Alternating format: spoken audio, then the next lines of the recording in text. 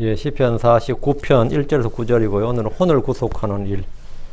제목이 예, 혼을 구속하는 일입니다. 49편 8절 말씀, 시편 49편 8절 말씀 같이 읽겠습니다. 그들의 혼을 구속하는 일은 귀중하며 그것은 영원토록 멈추어 있도다. 앞에 말은 뭐 알겠죠. 여도 보고 생략돼서 이는 그들의 혼을 구속하는 일은 귀중한 일이며 귀중하며 그다음 뒤에 and 그리고 그것은 영원토록 멈추어 있도다. 이 멈추어 있도다라고 번역했는데 이 cease라는 말이 끊어졌도다 이 말이거든요. 그것은 영원토록 끊어졌도다. 멈춰졌다. 이게 뭔 말 같아요? 뒷부분. 혼을 구속하는 일이 많이 귀중하죠. 근데 그것은 하면 혼을 구속하는 일이란 말이죠. 혼을 구속하는 일이 영원히 끊어졌도다. 아니면 멈췄도다. 좀 말이 좀 어떻게 이해가 잘 됩니까? 혼을 구속하는 일. 근데 잠깐 예. 시편 49편 말씀이 이제 20절까지 제가 9절까지만 하고 또 토요일에 뒷부분을 하도록 두 번 나눠서 하겠습니다. 오늘은 시편 49편을 공부하겠습니다. 이 시편도 이전 시편과 같이 악장에게 고라의 아들들을 위한 시 이렇게 표제가 붙어 있습니다. 이 시편은 이스라엘이나 교회를 위한 것이 아닙니다. 이 시편은 이 대상이 앞에 1절에 나와요. 뭐라 나와죠? 시편 49편은 1절에서 온 세상의 모든 백성들, 백성들, 세상의 모든 거주민들 이렇게 나오죠. 너희 모든 백성들아 이렇게. 다음에 세상의 모든 거주민들아 이렇게 나오니까 이거는 대상이 누구죠? 너희 모든 백성들아 이러면 예, 온 세상 모든 민족들을 말하는 겁니다. 시편 49편은 이제 이것을 들으라 이렇게 시작하는데 이것을 들으라 hear this 이것을 들으라 이렇게 시작이 그렇게 나옵니다. 이 말씀이 7번 나옵니다. 주께서 세상의 모든 사람들에게 주의 말씀을 들으라고 하신 겁니다. 오늘 우리는 혼을 구속하는 일을 주제로 이 시편을 공부할 겁니다. 구속이란 말은 대속이란 말과 동의어로 기독교 용어입니다. 기독교 용어. 즉 한국 사람들이 쓰던 용어가 아니에요. 예. 이거는 기독교가 한국에 들어오면서 한국 사람들이 쓰는 말이 된 거지. 그 성경 용어라 이 말이죠. 여러분이 만약 국어 사전을 찾아도 이 설명이 어떻게 되냐면 기독교 용어라고 기자로 딱 나와요. 국어 사전을 찾아도. 구속. 근데 서양에서는 이제 기독교 일찍이 시작됐잖아요. 그죠? 그러니까 이제 익숙한 단어죠. 예. 뭐 히브리어부터 시작해가지고 고대에서부터 이쪽에서는 중동에서 유럽으로 이렇게 들어오는 이쪽에서는 이 말이 익숙한 말이고 한국에서는 익숙한 말은 아닙니다. 그래서 구속하면 어떤 생각이 들어요? 나를 구속한다 할 때 구속 있죠. 죄수들을 잡아 감옥 집어넣는 그것도 구속인데 그거는 한자가 다릅니다. 이 구속할 때 구자는 구할 구자의 속은 속한다는 뜻이에요. 구원할 구자예요. 구자가. 그 안에 사람을 잡아넣는데 구속은 전혀 다른데 내가 처음에 교회 갈 때 구속의 주님 뭐 구속의 주님 하니까 내가 되게 야씨 뭔 소리야 뭘 자꾸 구속을 해 주위에 자유를 주셔야지 뭐 구속을 하냐고 이런 생각이 들었어요. 왜 그런 생각이 들었다고 실제로 처음에 제가 고3 때 구원받았다 했잖아요. 근데 구원이나 구출이나 이런 말은 전혀 거부감이 없는데 이 구속이란 말은 제가 잘 몰라가지고 이 대학교 1학년 때까지 제가 구속이란 말은 좀 거부감이 들더라고요. 혼을 구속하는 이런 말 있죠. 예. 구속이란 말은 이제 대속과 동의어인데 성경에는 몸값을 받고 성경에 이 세상에서 쓰는 말이었죠 아까. 세상에서는 이 구속이 뭔 뜻이냐면 몸값을 받고 인지를 풀어주는 거예요. 몸값을 받고 인지를 풀어주는 것, 대가를 받고 죄수를 풀어주는 것, 예. 노예나 종들을 값주고 사서 자유를 주는 것, 이거는 뭐라고 그래요? 구속이라 그럽니다. 이걸 구속이라 그래요. 그러니까 종이나 노예 매매가 활발했던 고대 중동사회나 로마 시대나 그리고 중세 시대의 구속이란 말은 이쪽에서 일상의 용어 중 하나였습니다. 빚을 갚지 못해서 종이 된 사람들, 어떤 죄로 인해 감옥에 간 사람들, 전쟁의 포로가 된 사람들, 범죄의 피해자로 인질이 된 사람들을 구출하기 위해서 지급되는 대가, 그게 뭐든 간에 하여튼 그 지급되는 대가를 구속이라 그럽니다. 그 구속. 이스라엘 오랫동안 이방인들 이교도들 속박을 받았기 때문에 이런 구속에 대한 소망이 굉장히 간절했습니다. 예, 자기들이 그 경험했단 말이죠. 그리고 우리가 이 복음서 시대가 뭐예요? 로마의 속국이었죠. 로마 식민지였기 때문에 이 민족의 구속, 이스라엘을 누가 구속할 것인가? 이스라엘의 구속자가 누군가? 이게 구속에 대한 게 굉장히 열망이 컸습니다. 로마 식민지로 살 때 그들은 이스라엘의 구속을 기다렸습니다. 로마 식민지로 살 때 그때 잠시 식민지로 산 게 아니라 바빌론부터 로마까지 쭉 이어졌단 말이죠. 사실은 그 바벨론, BC 600년부터 시작해서 이 쫙 이어졌어요. 그러니까 지금 예수님 복음서 시대가 그 600년 때 지금 이방인의 때라고, 그때가. 한 번도 그때부터 한 번 독립을 해본 적이 없으니까. 로마 식민지로 살 때 그들은 이스라엘의 구속을 기다렸단 말이에요. 그들이 간절히 구속을 기다릴 때 기다린 구속은 뭐냐면, 구속을 기다렸다는 말은 구속해줄 사람을 기다렸다는 거죠. 구속자를 기다린 거죠. 구속자, 구원자, 구출자. 같은 말이에요. 그들이 기다린 메시아는 이스라엘을 속박에서 구출해줄 구원자, 구속자였습니다. 모세가 이집트에서 이스라엘을 구출했듯이, 사사들이 원수들의 속박에서 이스라엘을 구원했듯이, 다윗이 주변 민족들을 치고 그들을 건져낸 것처럼 이스라엘은 하늘에서 메시아가 와서 로마로부터 그들을, 그 바벨론부터 지금까지 이어진 600년의 역사를 종식시키고 이 속박의 시대를 종결시켜 주시고 우리 민족을 구속해 주시기를 간절히 소망했습니다. 이것은 지금의 유대인들의 소망이기도 합니다. 이 점에서 구출과 구속, 구원은 거의 같은 뜻입니다. 예수님을 따르던 제자들은 모두 예수님을 이스라엘을 구속할 뿐이라고 믿었습니다. 이스라엘을 구속할 뿐이라고 믿었다고요. 누가복음 24장 21절에 그러나 우리는 그분께서 이스라엘을 구속할 분이시라고 믿었노라. 우리는 그분을 뭐로 믿었다고요? 이스라엘을 구속할 분이시라고 믿었노라 이랬다고. 이 말은 예수님께서 그들을 정치적으로 해방해 주시고 유대를 독립국가요 다윗과 솔로몬 시대를 능가하는 왕국을 세워줄 것을 믿었다 이 말입니다. 그런데 예수님 십자가에 못 박혀 죽으셨고 이스라엘의 구속이란 그들의 꿈은 산산조각이 났다 이 말이죠. 그럼 주 예수님은 그들을 구속하지 않으신 겁니까? 주 예수님의 구속은 그들을 로마 제국의 정치적 속박에서 구속하시는 것이 아니었습니다. 그렇다고 질병이나 종에서 해방과 같은 몸의 구속도 아니었습니다. 그렇다고 경제적 해방도 아니었고, 주 예수님께서 행하신 구속은 뭐냐? 혼의 구속이었습니다. 혼의 구속이었어요. 유대인들은 로마의 속박 식민 지배 종살이에 대해서 해방되기를 원했지만 주께서는 그들이 로마로부터 해방되어야 되는 게 아니라 죄로부터, 마귀로부터, 육신의 정욕으로부터 율법의 속박에서 해방해 주시는 구속자였다는 겁니다. 모세나 사사들 같이 눈에 보이는 원수들로부터 정치적, 물리적, 육체적 해방이나 자유가 아니라 영적인 자유와 혼의 자유를 주시는 구속자였습니다. 그 첫째, 죄로부터, 예수님은 죄로부터의 구속입니다. 혼의 구속이라는 것은 뭐냐? 죄로부터의 구속이에요. 죄의 권능, 죄에 쏘는 것, 죄의 속박, 죄의 정욕. 하여튼 죄로부터의 속박이었어요. 죄의 속박으로부터의 구속이었습니다. 죄의 속박, 죄의 권능, 죄의 형벌 같은 죄로부터 주님은 우리를 구속하셨는데 그게 주님의 첫 번째 구속 사역이었어요. 모든 사람은 죄인입니다. 죄의 법에 복종합니다. 죄가 본성에 자리 잡고 있습니다. 그래서 죄로부터 구속받아야 할 필요가 있습니다. 이것은 총칼로 되는 것도 아니고 종교나 철학이나 교육이나 학문으로 되는 것이 아닙니다. 죄로부터의 구속은 우리 주 예수로의 피를 통해서만 가능합니다. 그래서 에베소 1장 7절에 그러나 사랑하신 자 안에서 우리가 그분의 풍성한 은혜에 따라 그분의 피를 통해 구속 곧 죄들의 용서를 받았도다. 골로새 1장 14절에도 그분 안에서 우리가 그분의 피를 통해 구속 곧 죄들의 용서를 받았도다. 둘째, 율법으로부터의 구속입니다. 모든 사람은 율법의 저주, 율법의 정죄 아래 있습니다. 죄는 율법을 범하는 겁니다. 모든 사람은 양심의 법, 생각의 법이란 본성의 법이 있습니다. 모든 사람은 율법의 속박, 율법의 저주 아래 있습니다. 여기서 구속해 주시는 분은 주 예수 그리스도입니다. 갈라디아 3장 13절에 그리스도께서 우리를 위해 저주가 돼서 율법의 저주에서 우리를 구속하셨으니 기록된 바 나무에 달린 모든 자는 저주받았느니라 하느니라. 율법의 저주에서 뭘 구속했다? 우리를 뭐 했다? 구속하셨으니. 율법의 저주에서 우리를 구속하셨으니. 이게 구속이에요. 이게 혼을 구속하는 일이라고. 또 갈라디아 4장 5절에 이것은 율법 아래 있는 자들을 구속하시고 또 우리가 아들로 입양되게 하려 하심이니라.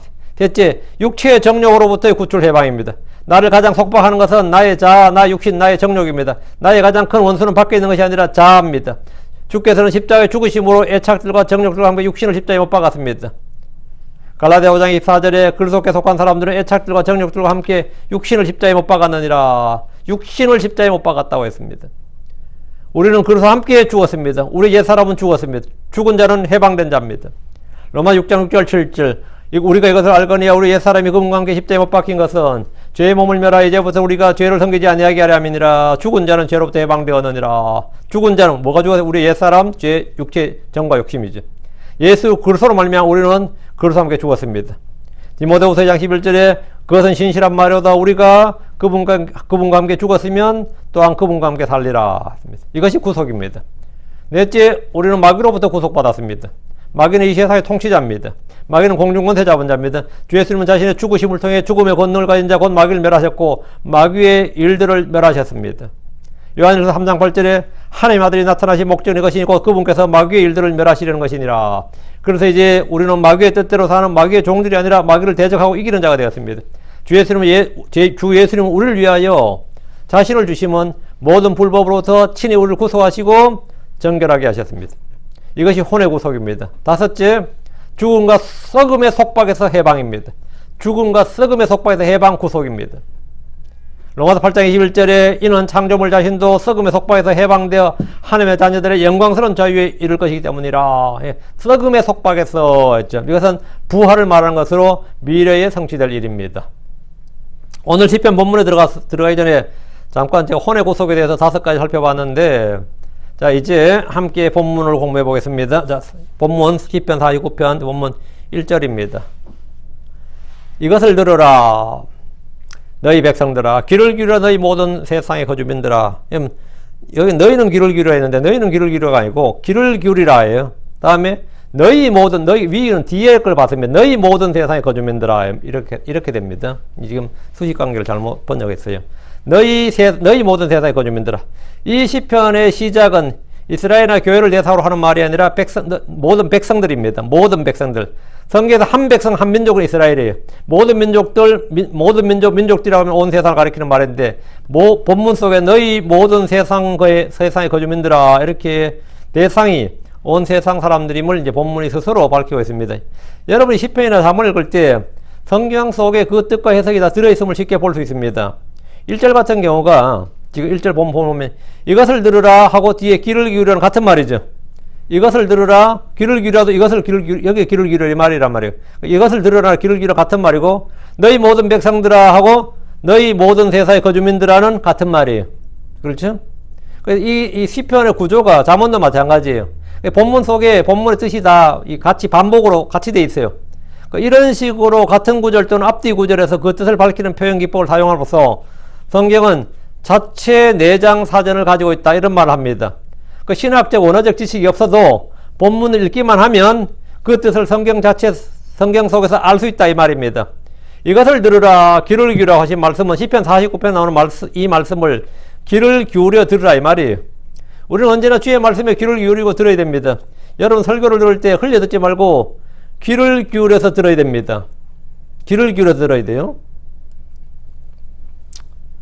지금 시편을 공부하는 분들은 이걸 들을 때, 저희 교회에서 지금 이 시편 공부하는, 저희 강의를 듣는 분들은 이걸 들을 때, 내가 평생을 성경과 시편을 내가 제일 좋아하는 성경입니다. 제일 애송하는 성경입니다. 사랑하는 성경입니다. 이렇게 하고, 전 시편을 늘 읽었습니다. 하는 분들이 많았겠지만, 이 시편이 이런 말씀이고 이런 뜻이었는지 전혀 생각조차 못했던 분이 거의 대부분일 겁니다. 성경 공부를 하시는 분들 중에서 저게 시편을 많이 읽고 좋아했지만 그냥 읽었으면 내가 평생을 읽어도 무슨 뜻인지 무슨 말인지 전혀 몰랐을 말씀이었다, 이런 고백을 하는 분들이 많이 있습니다. 당연한 소리예요. 주의 말씀은 어느 본문이든지 귀를 기울여야 됩니다. 주께서 왕국에 대해 말씀하실 때 귀를 기울이라 보라, 씨 뿌린 자가 뿌리러 나가서 이렇게 시작하셨다. 귀를 기울이라. 오순절에 베드로는 성전에 모인 유대인들에게 유대 사람들과 예루살렘에 거하는 모든 사람들아, 이것을 내게 알려주노니 너희는 내 말에 귀를 기울이라. 그럼 하나님 말씀 들을 때는 어떻게 들으라고요? 귀를 기울이라, 이거예요. 스데반 역시 사람들아, 형제들아, 아버지들아, 귀를 기울이라, 귀를 기울이라, 이렇게 시작했어요. 야고보는 교회 장로들과 사도들과 제자들 앞에서 말할 때, 사람들아, 형제들아, 내 말에 귀를 기울이라. 야고보서 2장 25절로 내 사랑하는 형제들아, 귀를 기울이라. 그 설교를 듣는 자세는 뭐다? 귀를 기울여 듣는 겁니다. 그렇게 듣지 않으면 듣는 게 아닙니다. 여기 사는 성경 공부나 설교를 들을 때 흘려 듣지 말고 늘 주위에서 귀를 기울여서 들으시기 바랍니다. 2절입니다. 낮은 자나 높은 자나 부자나 가난한 자나 모두 함께 들을지어다. 대사의 거주민들에게 들으라고 하신 뒤에 다시 한번 그 대상을 구체적으로 대사의 거주민들을 다시 나누었어요. 낮은 자나 높은 자, 부자나 가난한 자나.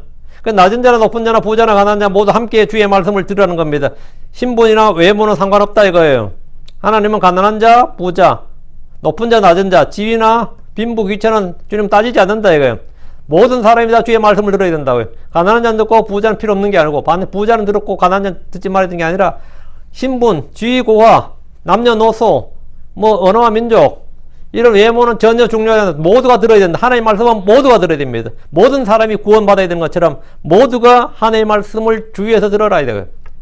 지금 내가 사정이 있고 바쁜 일이 있고 어려움이 있고 이런저런 일들이 많을 때 여러분이 할 일 가장 우선순위에 둬야 될 일이 뭐냐? 주의 말씀을 듣는 겁니다. 몸이 아프더라도 여러분 주의 말씀을 들어야 됩니다.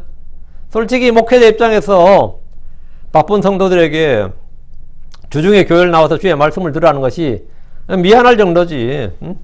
수요일날 나오라 그러면 뭐 마치고 집에 가면 뭐 9시 반, 10시 반 내버리면 10시 넘어버리면 다음날 지장이 생긴단 말이지. 그럼 잘 못 나오잖아요. 물론 그래도 나온 사람들도 있겠지만 사실 나와야 정상인데 잘 못 나온다고. 그렇다고 제가 막 강제로 나오라고 푸시할 수도 없는 거지. 푸시했다 11월까지 안 나와버리면 어떡해. 지금 사정이 그렇다 말이지. 그러다 보니까 집회를 이제 그나마 좀 편한 날짜로 한다고 이제 금요일 오후로 옮기기도 하고, 뭐 많은 교회들이 그렇게 해요. 토요일 쉬니까. 아니면 토요일 날 옮긴 경우도 있고, 이런 상황입니다, 지금. 여러분이 가장 이 우선순위에 둬야 될 일들을 생각해야 됩니다.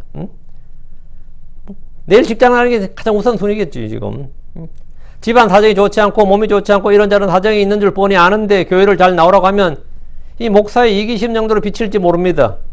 성경 우리의 사정과 상태에 관계없이 모두 함께 주의 말씀을 들으라는 겁니다. 늘 우리가 해야 될 일은 주의 말씀을 듣는 겁니다. 그보다 더 복된 일을 우선해야 될 일은 없습니다. 3절입니다. 내 입이 지혜를 말하리라. 또 내 마음의 묵상은 깨달음에서 나리라.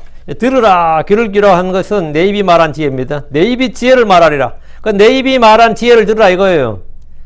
설교자들도 전부 다 내 입이 지혜를 말하리라 이렇게 지혜의 말씀을 말해야 됩니다. 지혜의 말씀, 권능의 말씀, 은혜의 말씀, 생명의 말씀을 말해야지 뭐 헛소리 해버리면 내 입이 지혜를 말하리라 이렇게 선포해야 돼요. 시편 기자는 주의 영으로 주의 말씀을 선포했는데 이것이 하나님의 지혜의 말씀입니다. 크리스천들이 지혜를 말한다고 하면 하나님의 지혜이신 예수 그리스도를 말하는 겁니다. 예수님이 뭐라고요? 하나님의 지혜다 말이에요. 내 입이 지혜를 말하리라 할 때 이 지혜는 뭐라고? 예수님이라고요. 왜? 고린도서 1장 24절에 부르심을 받은 자들에게 유대인들에게나 그리스인들에게나 그리스도는 하나님의 권능이요 하나님의 지혜이시니라. 하나님의 권능이시요 하나님의 지혜이시니라. 누가? 그리스도는 하나님의 지혜이시니라. 내 입이 지혜를 말하리라 할 때는 뭐라고요? 하나님의 지혜, 그리스도를 말하리라 이 말이에요. 그리스도 십자가는 하나님의 지혜입니다. 하나님의 말씀, 이 성경은 하나님의 지혜의 말씀입니다. 하나님의 영은 지혜의 영입니다. 내 입이 지혜를 말하리라는 것은 주 예수님의 말을 하고 주 예수님을 말하고 그분의 말씀을 말하는 겁니다. 사람은 각자 마음에 가득한 걸 말합니다. 내 입이 지혜를 말하리라. 이건 모든 크리스천들이 할 수 있는 거지. 예? 신학자들이나 뭐 교수나 뭐 성경교사나 전도자나 목사나 어떤 타이틀 가진 사람이 하는 게 아니라 모든 크리스천들이 내 입이 지혜를 말하리라 하면서 예수를 말해야 된단 말이지. 그리고 복음을 말해야 된다고. 이 복음이 뭐라고요? 감추어진 하나님의 지혜단 말이지.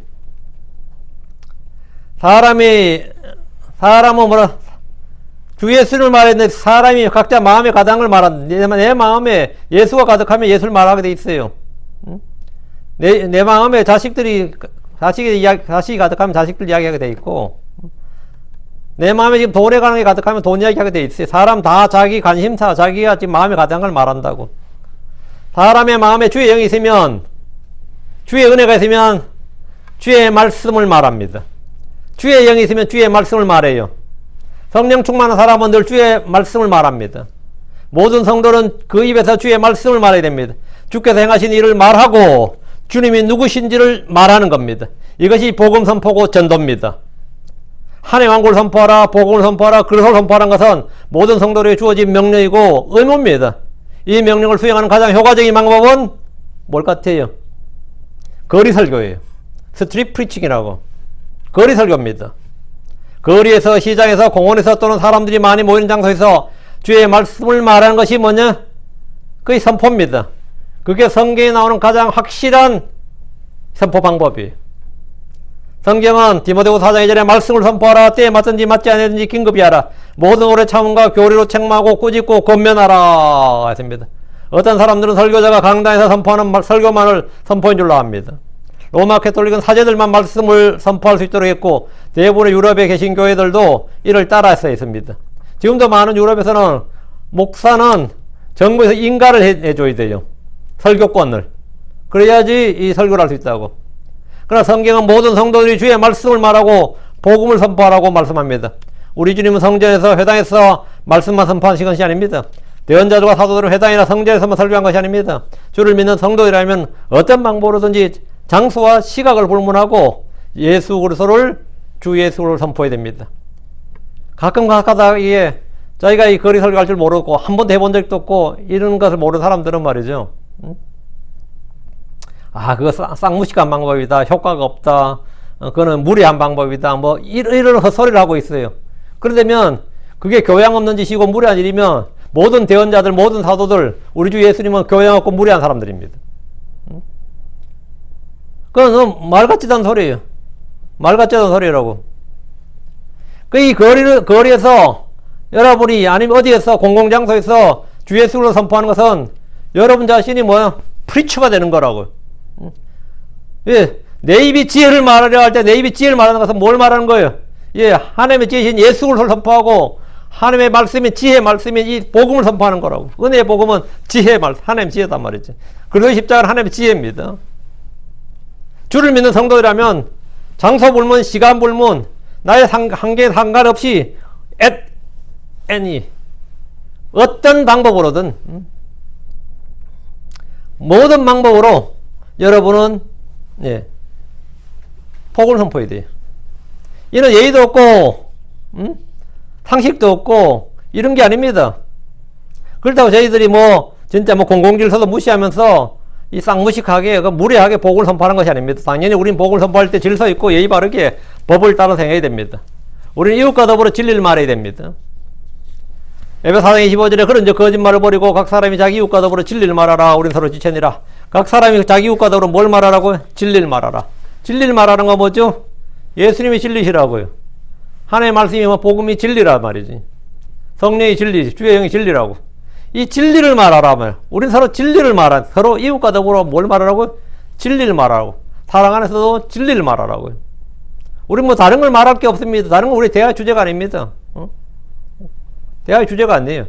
요즘 크리스천들은 공개적으로 주 예수님을 공공장소에서 선포하는 것을 두려워하거나 부끄러워합니다. 그걸 수치스러워하고 아주 이 저급한 행동으로 생각합니다. 심지어 목사들 위에도 그렇게 생각하는 사람이 꽤 많이 있습니다. 십자가의 선포자, 부활의 증인, 그리스도의 증인이 될 용기가 없는 사람들은 거리 설교하는 사람들을 비난하고 교양이 없다, 예의가 없다, 반문명적이다, 반지성적이라고 합니다. 그러나 주의 대언자들과 사도들, 그리고 우리 주께서 가장 선호하신 말하는 방식이 거리 설교였고 회중 설교였습니다. 거리 설교, 회중 설교였어요. 내가 내 입이 지혜를 말하리라 할 때 내 입이 지혜를 말하리라. 여러분 이렇게 결단을 해야 돼. 내 입이 지혜를 말하리라. 이렇게. 다시 3절. 또 내 마음의 묵상은 깨달음에서 나리라. 내 마음의 묵상이 깨달음에서 난다는 것은 우리가 아는 것을 말하고 깨닫는 것을 믿고 말한다는 겁니다. 우리는 생각하는 것, 말하는 것을 알지도 못한 채 말하고 행동하는 것이 아니라 깨달음과 더불어 생각하고 말한다 이 말입니다. 그 깨달음에서 나리라 이 말은 깨달음에서 이 말은 뭐냐면 나는 내가 믿는 걸 알고 내가 말한 것을 뭔지 알고 분명히 깨달은 것, 내가 이걸 분명히 알고 말한 거단 말이에요. 지각을 가지고 하는 말이지 내가 그냥 막무가내 들은 걸 그냥 앵무새처럼 떠드는 게 아니다 말이에요. 나는 내가 믿는 바를 알고 내가 말한 것이 뭔지를 깨닫고 하는 말이다 이거예요. 그 성경을 나는 분명하게 지식을 가지고 깨달은 것을 말하는 거예요. 우리는 기도할 때도 찬양할 때도 묵상할 때도 선포할 때도 모두 무지함이 아니라 맹목적으로 한 게 아니라 깨닫는 마음으로 깨닫는 마음에서 해야 돼. 그게 뭐냐면 그래야 열매를 맺습니다. 나도 모르는 말 내가 막 하는 게 아니다 말이죠. 4절입니다. 나는 내 귀를 비유에 기울이리라. 난 하프를 타면 나의 은밀한 말을 열리라. 은밀한 말이 다크 세잉이거든요. 언더라인하고. 그럼 이것도 뜻을 알 수 있죠. 이 다크 세잉의 뜻이 뭐냐면 사전 안 찾아도 돼요. 앞에 나는 내 귀를 비유에 기울이라 했죠. 기울이라. 비유가 은밀한 말입니다. 비유가 은밀한 말. 다크 세잉 이게 뭐냐면 난해한 말, 잠언, 비유예요. 이건 옥스퍼드 사전 찾아 똑같이 나와요. 나는 내 길을 비유에 기울이라 할 때 비유의 정확한 의미는 은밀한 말, 다크 세잉입니다. 다크 세잉은 뜻이 뭐냐? 난해한 말, 잠언 비유란 뜻인데 모두 아무거나 뭐 그 뜻이 되는데 이 비유를 뒤에서 다크 세잉이라고 한 거예요. 이건 성경에 총 3번 나오는 표현인데 시편 78편 2절 그다음 비유, 잠언 1장 6절은 잠언이라는 뜻으로 나옵니다. 성경 구절 내에서 그 의미와 해석이 있는데 이것은 뭐 영영사전을 찾아도 정확히 같은 뜻입니다. 성경이 말하는 비유는 우리가 말할 때 이 문학적 기법으로서 있죠. 나는 뭐뭐 같다, 뭐뭐 같이 할지 이런 비유가 아닙니다. 이런 비유는 뭐 없지 않아 있는데 발람이 자신이 본 환상을 뭐라고 그래서 환상을 선포하면서 뭐라고 하냐면 비유라고 했어요. 욥기에서도 욥이 자신의 말을 비유라고 했고 시편에서 말씀을 선포하면서 비유라고 했습니다. 우리 주께서도 비유로 많은 걸 말씀하셨습니다. 심지어 마태복음 13장 34절에 보면 예수님께서 이 모든 걸 무리에게 비유로 말씀하시고 비유가 없이는 그들에게 말씀하지 아니하였으니 이랬거든요. 그러니까 비유로 모든 걸 비유로 말씀하였, 이 모든 것을 무리에게 비유로 말씀하였다 이랬단 말이에요. 이 비유로 말씀하였다 그러니까 이 비유의 뜻을 찾기 위해서 막 애쓰죠, 사람들이. 성경이 말하는 비유는 무슨 뜻이냐면 주께서 감추어진 것들을 우리가 사용하는 일상의 언어와 사건, 도구로 드러내는 말. 그 하나님께서 하늘에 있는 영적인 것들을 스피리추얼한 것을 피지컬한 것으로, 아니 우리 일상의 것으로 뭐라고? 드러내는 거예요. 일상의 것으로 드러내고 revealed, 계시의 말. 이게 성경이 말하는 parables 하늘에 있는 하늘의 영적인 것들을 말해도 모른단 말이죠. 하늘의 것들을 잘 모르기 때문에 그럼 지금 일상의 언어로, 우리 일상의 언어로 그걸 말을 해줘야 되죠. 영적인 진리를 우리에게 말할 때 우리가 일상에서는 뭐 씨 뿌리는 자든지 뭐 상인이든지 진주든지 뭐 누룩이든지 전부 다 일상의 소재잖아요. 일상의 소재와 언어로 표현을 하는 거예요. 일상의 언어와 소재로 표현을 한단 말이에요. 예를 들어 청지기 하면 하늘에 청지기가 있는 건 아니지. 하늘의 천사들이 뭐죠? 사실은 청지기 같은 역할을 하죠. 섬기는 자의 뭐예요. 그런데 이제 땅에서는 가장 쉬운 표현이 뭐 청지기예요. 아니면 섬기는 자. 이런 식으로 땅에 있는 우리 땅에서 일상의 언어, 일상의 어떤 사건, 일상에서는 어떤 이 언어와 사건, 우리가 쉽게 알아볼 수 있는 일상의 것을 가지고 말을 하는 거예요. 그러니까 포도원 하면 포도원은 누구나 다 알잖아요. 무화과나무 그거 다 안다고. 일상의 도구람, 일상의 어떤 표현이란 말이지. 뭐 건축자에 버린 돌, 뭐 불의한 청지기, 뭐 씨 뿌리는 자. 그 누구나 전부 다 들으면 어때요? 다 아는 이야기란 말이지. 그 일상의 언어로 하나님께서 그 하나님의 진리, 그 하늘의 진리를 우리에게 전달해 주는 거. 이것을 뭐라 하냐면 패러블이라, 이걸 비유라 그래요. 그 비유는 뭐냐? 진리를 쉽게 이해하도록 하기 위해서 일상의 언어와 수단을 표현한 거란 말이죠. 그 주님께서 나는 선한 목자니라 할 때 목자가 뭐예요? 예. 너희는 양인들 할 때 목자, 양이 바로 일상의 언어와 사건, 도구단 말이죠. 소재란 말이에요. 일상의 사건, 도구, 소재로 주님께서 말을 한다고. 그럼 성경이 대부분 다 우리가 알아들을 수 있는 일상의 언어로 되어 있잖아요. 그러니까 전부 다 사실은 그다 내가 전능제 환상을 보고 나서도 내가 비유로 말한다 이렇게 말하고 욥도 그렇게 말하고 이렇게 다 비유로 말했다고 한 거예요. 비유로 말했다고 하니까 비유니까 이거는 고도의 상징이다 이런 생각할 건 없는 거예요. 그런 건 아니지. 그냥 비유는 진리를 쉽게 이해하도록 우리에게 말씀하신 것들 이렇게 생각하시면 되죠. 5절입니다. 성경에서 말하는 비유하고 이제 우리가 문학에서 사용하는 비유하고는 좀 다른 내용이죠. 5절입니다. 그러므로 내가 악한 날들에 내 발꿈치에 불법이 나를 애워서 할 때 어찌하여 두려워하랴. 5절부터 시편 기자가 귀를 기울여 내 비유, 나의 은밀한 말이 이제 나온 겁니다. 그러므로 내가 악한 날에 어찌하여 두려워하랴 했는데 뭐 비유라 할 것도 없잖아요. 그 주의 말씀이야 그냥. 그러므로 내가 악한 날에 어찌하여 두려워하랴 이랬는데 여기서 말한 악한 날은 역사적으로 유대가 아시리아나 바벨론의 침략을 받고 이방인의 날들에 고통을 받는 그런 것을 말하는 것처럼 볼 수도 있지만 궁극적으로는 주의 날, 야곱의 고난의 날이 대환란을 말합니다. 주의 수를 십자에 못 박음으로 시작된 신약 2000년 역사에서 대환란은 그들이 겪을 악한 날들이었습니다. 그런데 여기에 내가 어찌하여 두려워하랴 한 것은 어둠의 날들, 악한 날들, 두려운 날들의 끝이 있기 때문입니다. 주께서 이기는 자들, 끝까지 견디는 자들을 돌보시고 인도하시고 건지시기 때문입니다. 구출하시기 때문에 주의 보호하심과 구출에 대한 믿음과 소망으로 인해서 내가 두려워하지 않는다는 겁니다. 악한 날들에 그러면 내가 악한 날들에 이 말은 어느 때니 충분히 쉽게 짐작이 되고 어째 두려워하랴. 내가 주를 소망하고 믿는데 뭘 두려워할 게 있겠느냐 이 말이죠. 다음 내 발꿈치에 불법이 나를 애워쌀 때 이게 뭔 말이에요? 내 발꿈치에 불법이 나를 애워쌀 때 악한 날들에 내 발꿈치에 불법이 나를 애워쌀 때라고 할 때 내 발꿈치에 불법이 무엇인지 이해하는 이가 거의 없습니다. 그래서 많은 주석가들이 이 구절을 뜯어 고쳤어요.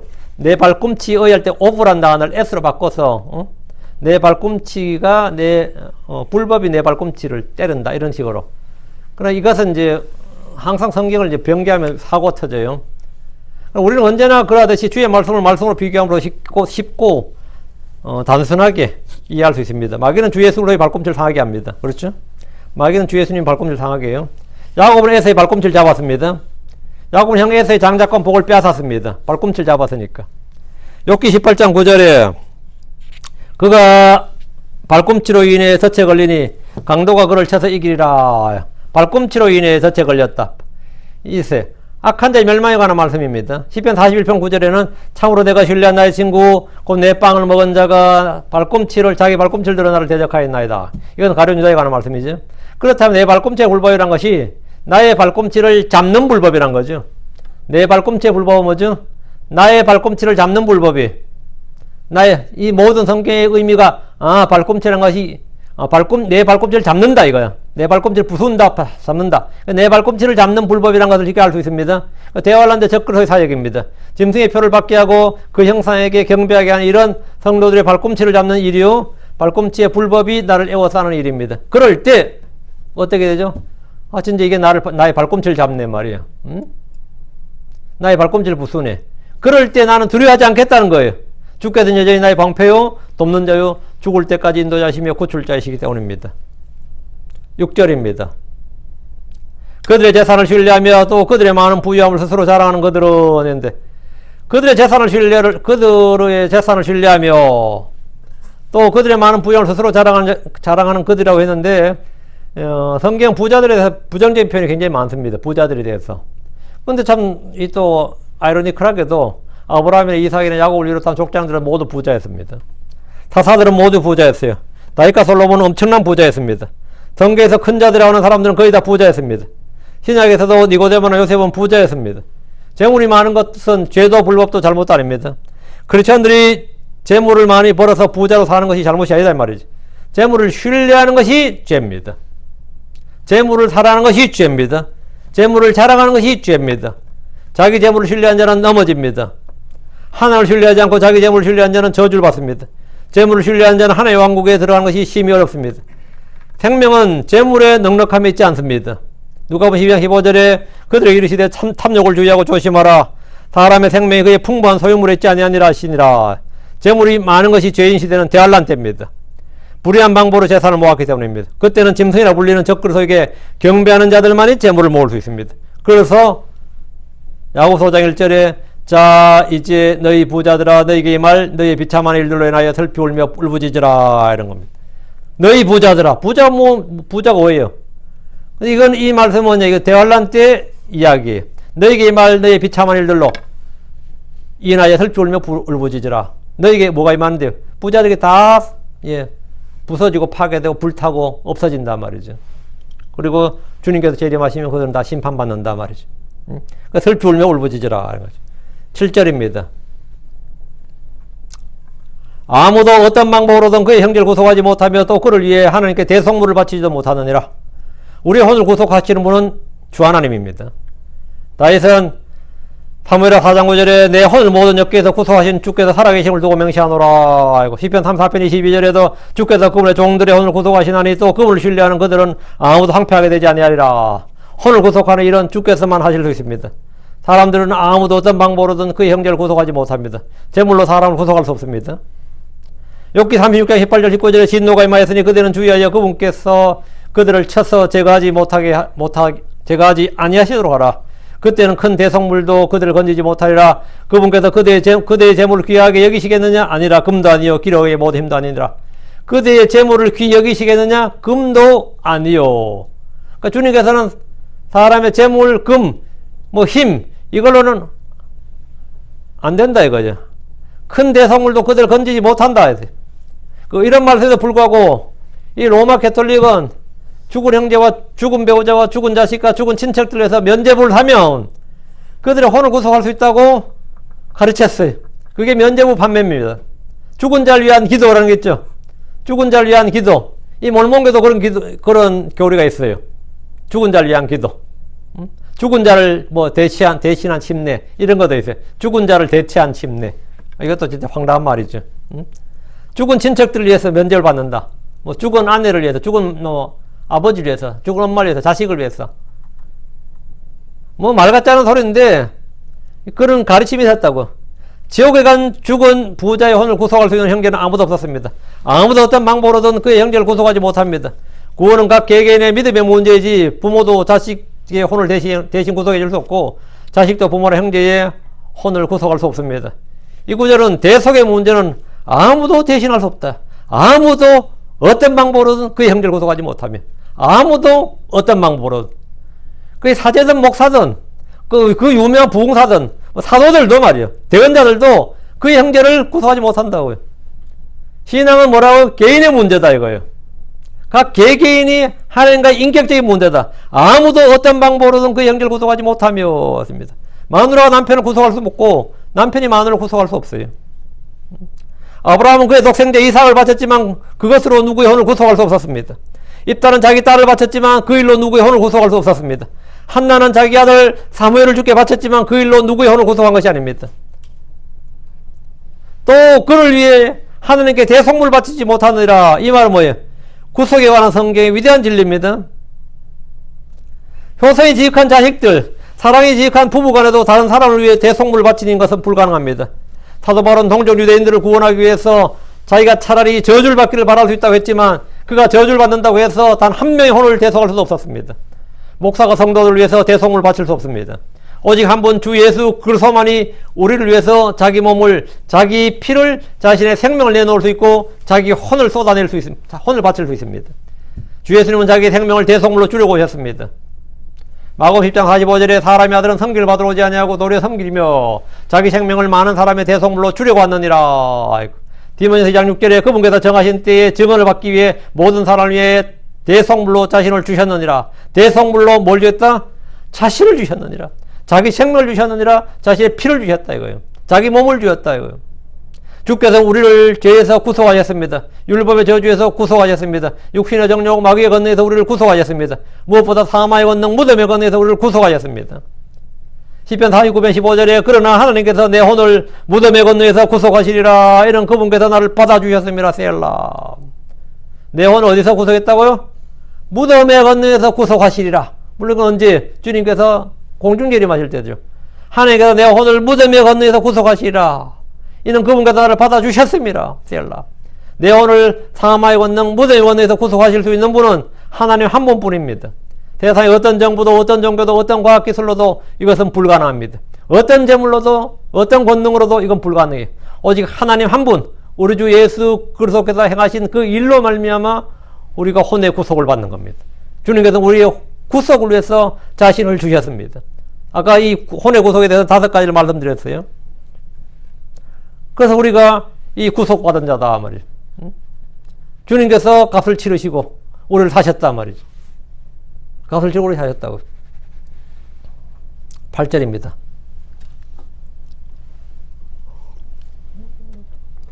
이는 그들의 혼을 구속하는 일은 귀중함이요 그것은 영원토록 멈춰있도다. 사람이 혼을 구속하는 일은 귀중합니다. 가장 귀한 것이다. precious, 귀하다 이거는. 사람이 혼보다 더 귀한 것은 없습니다. 사람이 혼을 잃으면 모든 걸 잃는 겁니다. 혼과 바꿀 수 있는 재물이나 보물이나 어떤 영화로운 건 없습니다. 주께서 마태복음 16장 26절에 사람이 만약 온 세상을 얻고도 자기 혼을 잃으면 그에게 무슨 유익이 있느냐? 혹은 사람이 무엇을 주어 자기 혼을 대신하게 하겠느냐? 있다 없다? 없다 이거죠. 혼을 대신할 수 있는 무엇이 없다는 거죠. 땅이나 혼이나 땅이나 금이나 이런 걸로 그건 있을 수 없다 이거죠. 없다 이거 없다. 그 사람이 혼을 잃으면 모든 걸 잃는 겁니다. 혼과 바꿀 수 있는 재물이나 보물은 전혀 없다 이거예요. 시편 116편 15절에 주의 성도들의 죽음은 그분의 눈앞에서 귀중하도다라고 하셨는데 구속받은 혼은 귀중한 것입니다. 구속받은 혼은 귀한 것이에요. 오늘 내가 죽어도 이 죽은 거면 주의 성도들의 죽음은 그분의 눈앞에서 귀중하도다. 귀중하도다 이거예요. 혼을 구속한 일은 귀중하고 성도들의 죽음도 귀중하고, 예, 주님께서 그 혼을 받으시는 거잖아요. 그럼 이사야 3장 3절에 너는 내 눈앞에서 귀중함으로 존귀한 자였으며, 너는 내 눈앞에서 귀중하였으며 귀중함으로 존귀하다. 구원받은 모든 혼들은 귀중한 자고 존귀한 자입니다.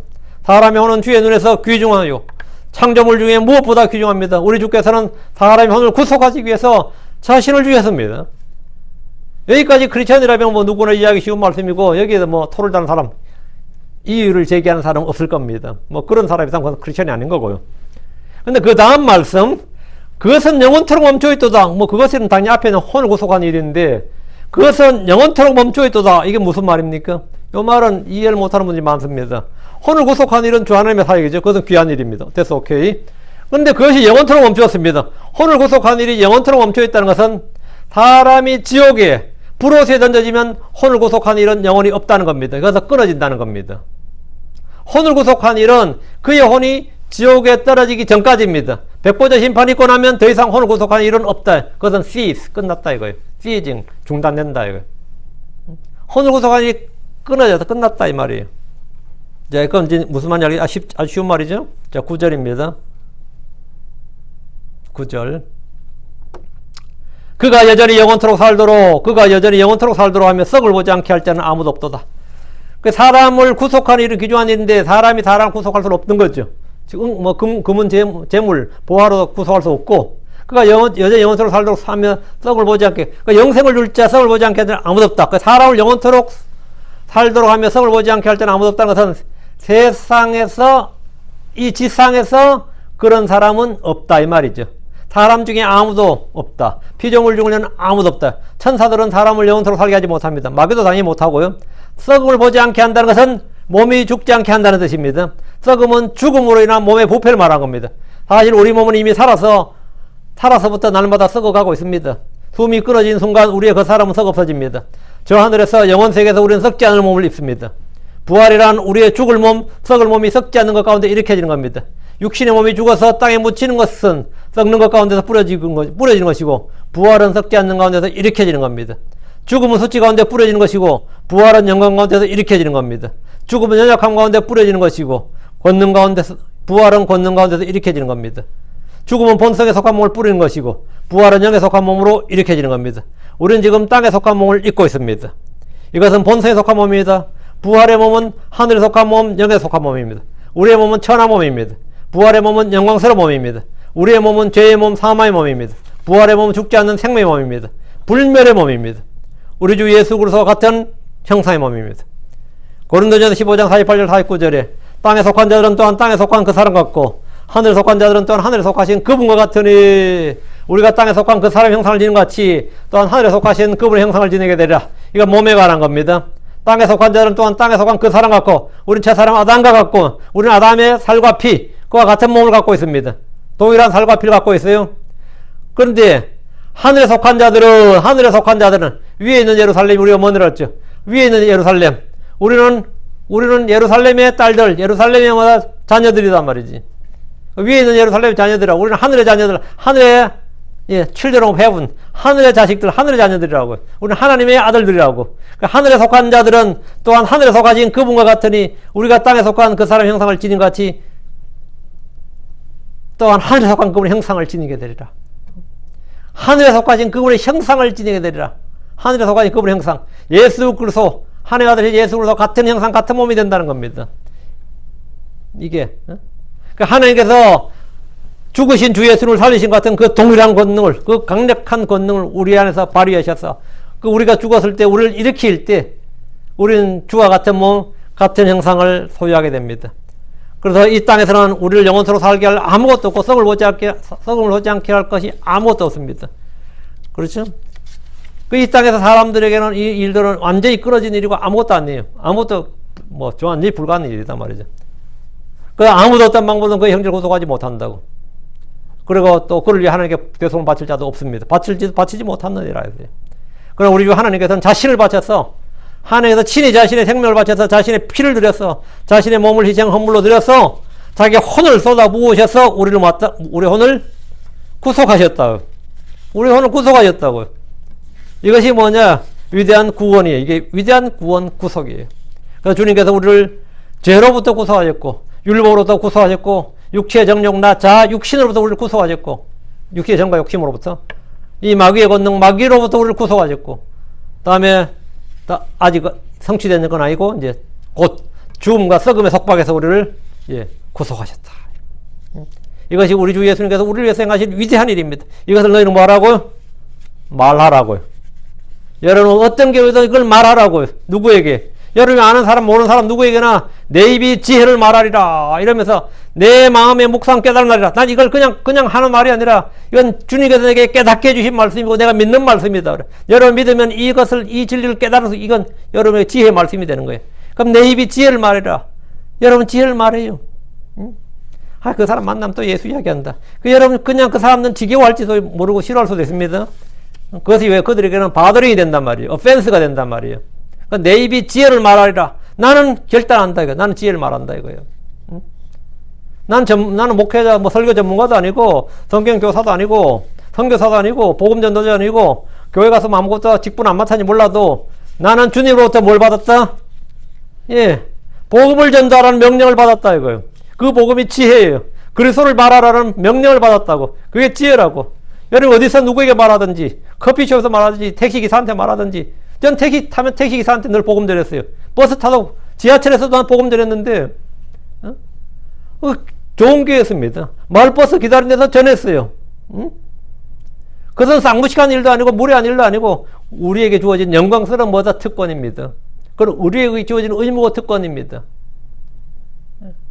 오늘날 그리스도인들이 지나치게 이 사람들의 시선을 많이 의식하고 사람들의 높임을 받으려고 사람들의 인정을 받으려고 사람들에게 자꾸 이 아너를 받으려는 경향이 있습니다. 하나님께 아너를 받아야 돼. 하나님께 영광과 존귀와 칭찬을 받을 생각이 되는데 사람들에게 칭찬을 받으려고 해요. 특히 대형교회 목사들이라 좀 잘 나가는 사람들은 특히 그렇습니다. 사람들에게 칭찬과 존귀와 인정과 영광을 받으려는데 그런 것들은 전부 다 가짜입니다. 그런 사람들은 전부 다 지금 타락하고 실족하고 있는 거예요. 우리는 언제나 하나님만 의식해야 됩니다. 사람들의 기쁨, 사람들의 칭찬, 사람들로부터 뭐가 아니라 언제나 하나님 앞에서 하나님의 칭찬, 하나님의 인정, 하나님의 존귀, 하나님부터 영광을 구해야 된다. 하나님께 영광을 구하지 않고 사람들에게 영광을 구하고 하나님 칭찬이 아니라 사람들 칭찬 구하고 하나님을 기쁘시게 하려 하지 않고 사람들을 기쁘시게 하려면 물론 인기 좋아서 좋은 목회를 할 수 있을지 모르겠지만 그것은 전혀 신실한 사역자가 아닙니다. 그건 신실한 증인도 아니고 신실한 사역자도 아니고 신실한 일꾼도 아니 신실한 청직이 아니라 그건 저는 불의한 청직이고 하나님께 매를 많이 맞을 종들입니다. 여러분은 사람들의 시선, 사람들의 눈이 아니라 언제나 하나님 한 분, 우리 주 예수도 한 분만을 의식하고 그분의 영광을 위해서 일하고 달리는 종들이 되기를 바랍니다. 기도합시다. 위대하시고 거룩하신 주 하나님 감사합니다. 오늘 주의 말씀을 선포했습니다. 참으로 혼을 구속하는 이런 귀중하도 나와있는데 저에게 주님께서 이 귀한 사역을 맡기기 위해서 감사합니다. 저에게 화해의 말씀을 맡기셨고 또 화평의 복을 맡기셨습니다. 주님께서 내 입이 진리를 말하리라, 내 입이 지혜를 말하리라 하는 대로 때를 어떤지 뭐든지 너희가 말씀을 선포하라고 하셨는데 우리가 예수를 선포하고 복음의 말씀을 선포할 수 있도록 지혜와 담대함을 주시옵소서. 아버지 하나님 저희가 헛되이 그냥 앵무새처럼 떠드는 것이 아니라 깨달은 말로 믿는 말 그것을 깨달으면 난 그 믿는 말씀으로 아버지 정확하게 주의 말씀 우리 주 예수를 선포할 수 있도록 도와주시옵소서. 그래서 많은 혼들을 얻도록 인도하여 주시길 간구합니다. 이 땅에서 저희가 사람들로부터 칭찬과 존귀와 인정과 영광을 받기 위해서 애를 쓰지 않고 아침에 말하지 않고 아침에 차를 쓰지 아니하고 오직 한번 주님만을 두려하고 주님을 의식하고 주님을 기쁘시게 하는 자, 또 주님으로부터 오는 영광과 칭찬과 인정을 받는 그런 종들, 그런 일꾼이 되도록 인도하여 주시옵소서. 사랑하는 아버지 하나님, 저희가 이 땅에서 참으로 할 일이 무엇이겠습니까? 내 입이 지혜를 말하리라 하신 대로 참 우리가 아버지 하나님 참 사랑 안에서 진리를 말하고 언제나 예수를 말하고 주님께서 행하신 일들을 말하고 또 앞으로 주님이 행하실 일들 우리에게 주신 약속들을 담대하게 선포할 수 있는 그런 성도들, 그런 이 참 주의 말씀을 선포하는 그런 신실한 청지기들, 사역자들, 일꾼들이 되게 하여 주시기를 간구합니다. 그래서 이 교회도 그런 사역을 참 주님 오시는 그날까지 또 우리가 육신의 건강이 우리 육신의 생명이 허락하는 그날까지 신실하게 잘 감당할 수 있게 해주시옵소서.